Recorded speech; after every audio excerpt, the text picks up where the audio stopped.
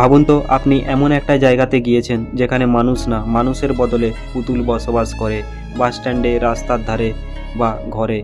ইন্টারনেটে এমনই কয়েকটি ভিডিও অনেক ভাইরাল হয়েছে যেখানে বলা হয়েছে এই গ্রামের লোক নাকি এক রাতের মধ্যে পুতুলে পরিণত হয়েছিল। কিন্তু সত্যিটা আসলেই অনেকটা আলাদা। জাপানের নাগোরো গ্রামকে ঘিরে এমনই এক রহস্য ছড়িয়ে আছে। সত্যিটা হলো, সময়ের সাথে সাথে গ্রামের অধিকাংশ বাসিন্দা মারা গেছেন আর অন্য শহরে চলে গিয়েছেন। তখন ওই গ্রামের এক বাসিন্দা সুকিমি আয়ানো তাদের স্মৃতিকে বাঁচিয়ে রাখার জন্য মানুষের মতো দেখতে কাপড়ের পুতুল বানানো শুরু করে। আজ সেই পুতুলগুলোই স্কুল, বাস স্ট্যান্ড আর রাস্তার ধারে বসে আছে।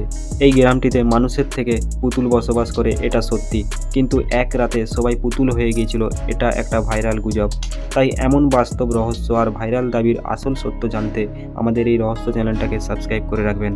আর ভিডিওটা যদি ভালো লেগে থাকে, লাইক, কমেন্ট, শেয়ার করতে ভুলবেন না।